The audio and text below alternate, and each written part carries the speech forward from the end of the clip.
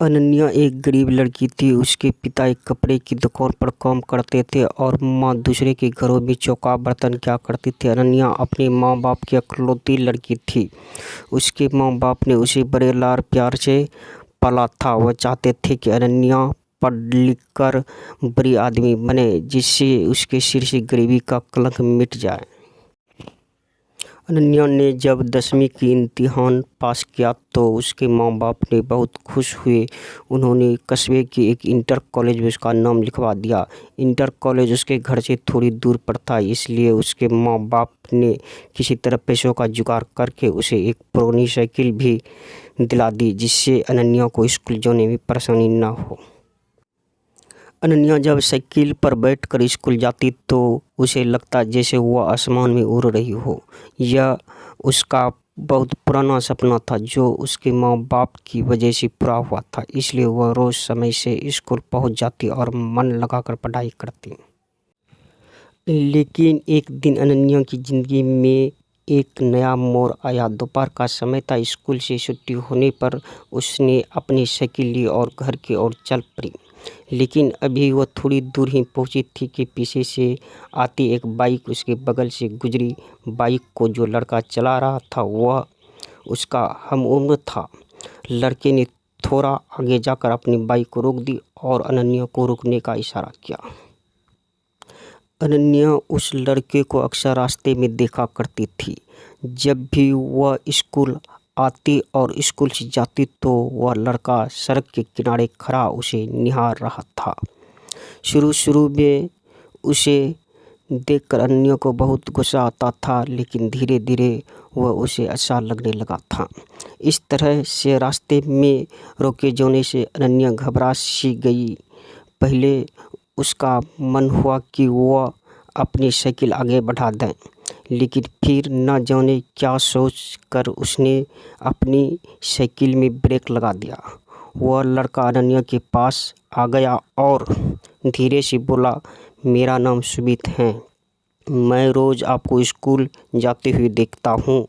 अगर आप बुरा ना माने तो मैं आपसे कुछ कहना चाहता हूँ। क्या है? अनन्या के मुंह से सिर्फ इतना ही निकला।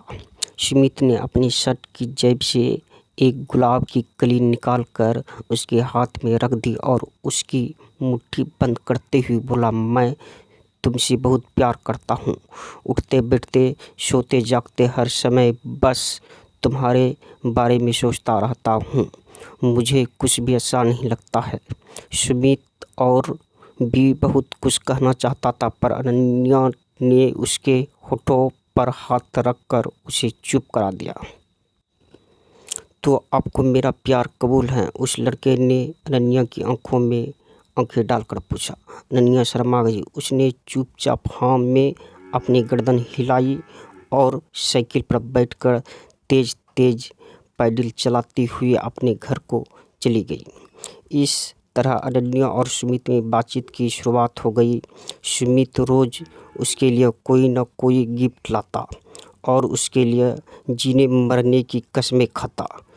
उसकी बातें सुनकर अनन्या दीवानी सी हो जाती और सपनों की दुनिया में खो जाती। एक दिन सुमित ने अनन्या से कहीं घूमने चलने का आग्रह किया। पहले तो अनन्या ने हल्का सा ना नुकुर किया, लेकिन फिर वह तैयार हो गई। उस दिन अनन्या बहुत खुश थी। वह तय समय पर उस जगह पहुंच गई जहां पर सुमित ने उससे मिलने के लिए कहा था।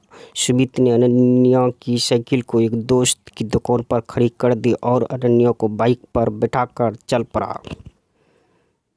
सुमित अनन्या को लेकर नदी के पास पहुंचा। वहां पे उसने अपनी बाइक खड़ी कर दी और दोनों लोग घास पर बैठकर बातें करने लगे। सुमित ने अनन्या से एक दो बातें की, फिर वह उसके करीब आ गया और उसके चेहरे से खेलने लगा।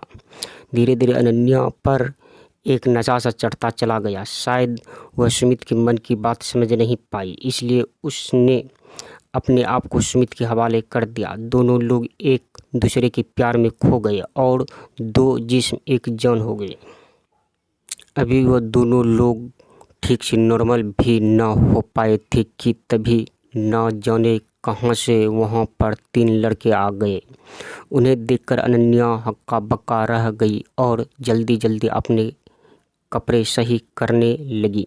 यह देखकर एक लड़का ने उसका हाथ पकड़ लिया और अपने पास घसीटता हुआ बोला, इतनी भी जल्दी क्या है रोनी, हम भी तो तुम्हारे दीवाने हैं, थोड़ा हमारा भी तो मनोरंजन कर दो। अनन्या ने अपने प्रेमी सुमित की ओर देखा पर वह अनन्या की मदद करने की वजह हंस रहा था। यह देखकर अनन्या का हृदय जोर जोर से धड़कने लगा, यानी कि यह सब सुमित की एक सोची समझी चाल थी। अनन्या आगे को सोच ही नहीं पाई क्योंकि वे तीनों लड़के उसके ऊपर भूखे भेड़िए की तरह टूट पड़े थे। अनन्या मदद के लिए चिल्लाती रही और वे उसे नोचते घिसुसते रहे। कुछ ही पलों में अनन्या की सहन शक्ति ने जवाब दे दिया और वह बेहोश हो गई। लगभग 1 घंटे के बाद अनन्या को होश आया। वे तीनों लड़के और सुमित वहां से जा चुके थे। दर्द की वजह से उसके शरीर की प्रत्येक नस फट रही थी। उसकी आंखें के आगे अंधेरा छाया हुआ था। उसके सारे सपने ध्वस्त हो चुके थे। उसे अपना जीवन समाप्त होता हुआ नजर आ रहा था। अनन्या सोचती रही कि क्यों मैंने सुमित की बातों पर विश्वास किया, क्यों मैं उसके साथ बस्ती में इतनी दूर यहाँ पर आई। अब मैं क्या मुंह लेकर अपने घर जाऊंगी, अपने माँ बाप को क्या बताऊंगी। मेरा यह हाल देखकर वे तो जीते जी मर जाएंगे। अनन्या के शरीर में बिल्कुल भी शक्ति नहीं बची थी। वह किसी तरह घसीटती हुई नदी के किनारे पहुंची। नदी का पानी कलकल करता हुआ तेजी से बह रहा था। अनन्या ने एक बार फिर अपने गरीब माँ बाप के बारे में सोचा, लेकिन साथ ही सुमित का चेहरा भी उसकी आंखों के आगे तैर गया और इसके साथ ही क्रोध, घिस और घिन के मिले जुले भाव से उसका शरीर कांपने लगा। अनन्या ने अपने दांतों की किटकिटाया, अपने शरीर की बची खुची ताकत इकट्ठा किया और धीरे से खड़ी की। उसने अपनी आंखें बंद कर ली, हाथों को जोड़ कर मन ही मन अपने माता पिता की माफ़ी मांगी और फिर नदी में छलांग लगा दी। अगले ही पल अनन्या नदी में डूबने उतारने लगी, लेकिन अब न तो वह किसी को अपने जान बचाने के लिए पुकार रही थी और न ही बचाने के लिए संघर्ष कर रही थी। उसका मन अब भी अपने बेवफा प्रेमी के बारे में सोच रहा था। वह सोच रही थी कि क्यों मैंने उसकी बातों पर इतना एतबार कर लिया, क्यों मैंने उससे अंधा प्यार किया, क्यों मैं उसकी नीयत को समझ नहीं पाई। अगर मैं ऐसा कर पाती तो शायद। और फिर वह नदी की गहराई में डूबती चली गई। तो दोस्तों, किसी से प्यार करना और प्यार का इजहार करना बुरा नहीं है, लेकिन अपने भीतर जज्बातों को पहचानने की क्षमता भी रखिए। किसी की बातों पर एतबार करने से पहले उसे एक बार ज़रूर परखिए। किसी को अपना तन मन सौंपने से पहले उसके परिणामों के बारे में भी ज़रूर सोचिए, नहीं तो आप भी अनन्या की तरह धोखा खा सकते हैं, आप भी उसकी तरह ठगे जा सकते हैं।